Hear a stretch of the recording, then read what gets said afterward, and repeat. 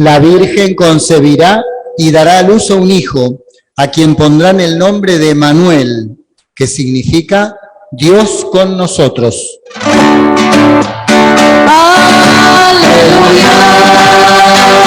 ¡Aleluya! ¡Aleluya!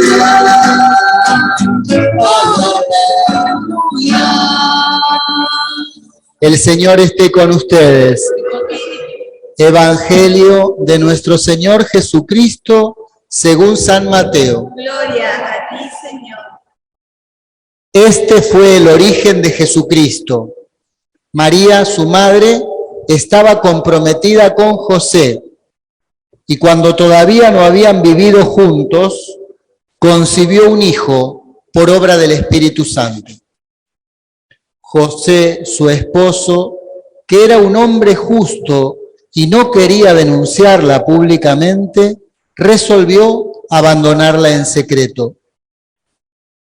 Mientras pensaba en esto, el ángel del Señor se le apareció en sueños y le dijo: José, hijo de David, no temas recibir a María, tu esposa, porque lo que ha sido engendrado en ella proviene del Espíritu Santo. Ella dará a luz un hijo, a quien pondrás el nombre de Jesús, porque él salvará a su pueblo de todos sus pecados. Todo esto sucedió para que se cumpliera lo que el Señor había anunciado por el profeta: la Virgen concebirá y dará a luz un hijo, a quien pondrán el nombre de Emmanuel, que traducido significa Dios con nosotros. Al despertar, José hizo lo que el ángel del Señor le había ordenado. Llevó a María a su casa. Palabra del Señor. Gloria a ti, Señor Jesús. Aleluya. Aleluya. Aleluya. Aleluya. Podemos sentarnos. La palabra sueño, soñar, tiene muchos significados. Cuando decimos, tengo sueño, me acosté tarde, sueño. O anoche soñé, ¿no?, con tal cosa, algo que soñé. O tuve una pesadilla, un sueño feo. Comí mucho antes de dormir y me agarró la pesadilla. Por eso dice pesadillas, por lo pesado. Pero también decimos sueño en el sentido de algo que soñamos. Los argentinos estamos soñando todos lo mismo, un anhelo, ¿no? El sueño, un deseo, un sueño que nos une, ¿no? San Martín soñó primero, ¿no?, cruzar los Andes, algo que ensancha el alma, un sueño. En la Biblia, la palabra sueño se usa también en otro sentido. Dios se comunica por los sueños.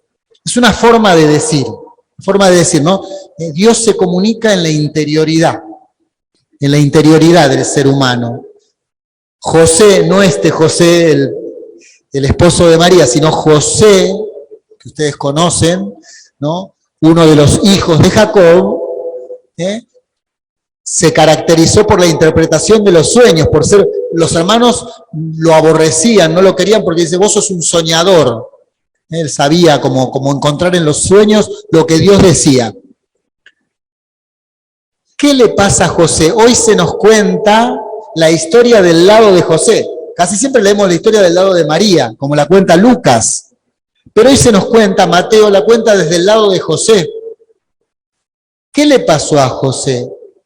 José tenía un proyecto, el carpintero de Nazaret, se había enamorado de esta chica, María, jovencita, en esa época 15 años, se casaban muy jóvenes, ¿no? La vida era muy corta. Se había enamorado, tenían el sueño, ¿no?, como quería construir una vida, y de repente pasa algo que él no entiende. Como dicen los sabios, más sabios de este texto, no es que dudó de María, descubrió que le pasaba algo que venía de Dios que él no entendía y que se tenía que correr. Era algo que lo superaba por todos lados.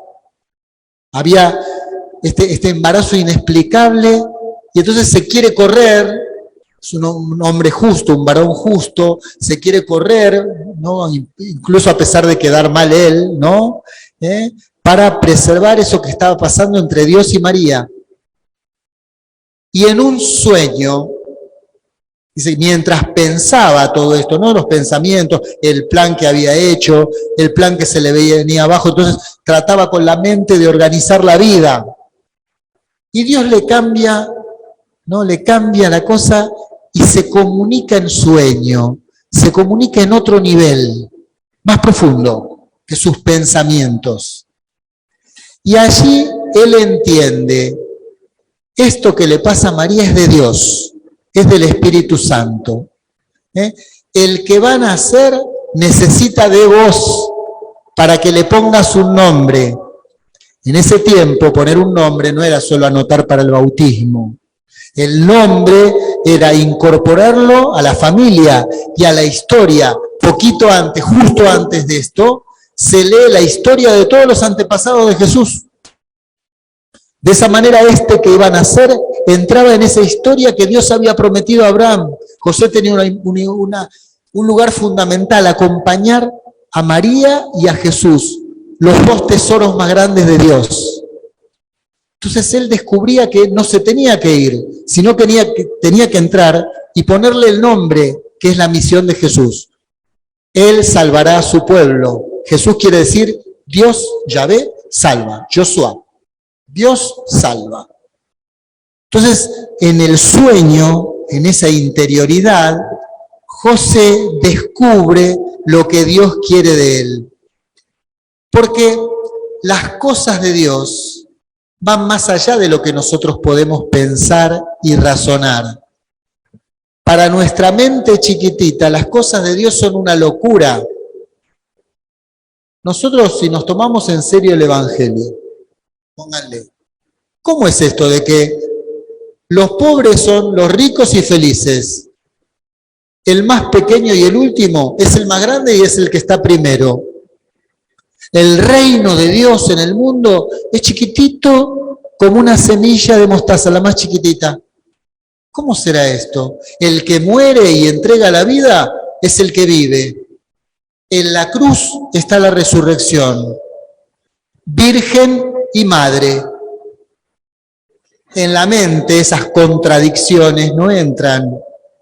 Para poder entrar en ese lugar hay que pasar de AM a FM, de la mentalidad. La mente puede llegar a formarse, a tener una ciencia, un conocimiento. Hay que pasar a la sabiduría. La sabiduría es conocer como Dios conoce. La sabiduría es experimentar. Sabiduría viene de sabor, gustar por experiencia las cosas de Dios. Por eso, en la oración, nosotros podemos decir de Dios muchas palabras, podemos usar muchas imágenes, escuchar muchas cosas escritas, y está bien, y son camino. Pero llega un momento que ninguna palabra alcanza y nos tenemos que quedar en silencio, más allá de la mente, para entrar en este misterio tan grande en el que Dios nos hace descubrir que yo también estoy. Yo, vos, cada uno y cada una estamos en este misterio de Dios. Es lo que descubrió Pablo. Pablo le escribe las 7 cartas auténticas de Pablo, la única que le escribe a una comunidad que nunca había ido, que no había fundado él. Judíos convertidos al cristianismo, que están en Roma, la capital del imperio, y él se presenta, Pablo, siervo de Dios, apóstol de Jesucristo por voluntad de Dios, elegido para esto.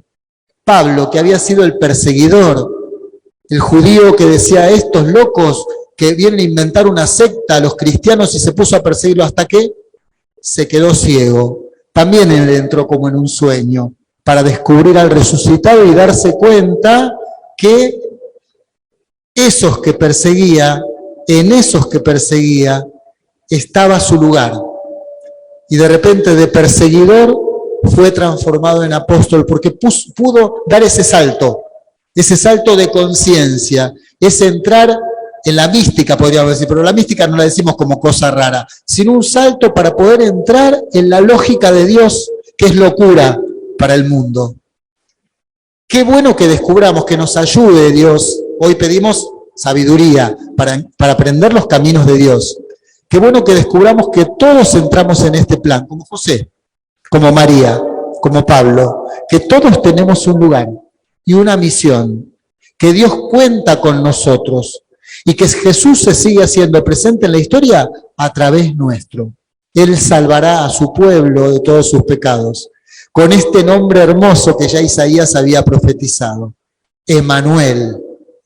Dios está con nosotros, a pesar de las guerras, de la enfermedad, del sufrimiento. La buena noticia es, Dios está con nosotros y nosotros tenemos una misión al lado de Él. Que así sea.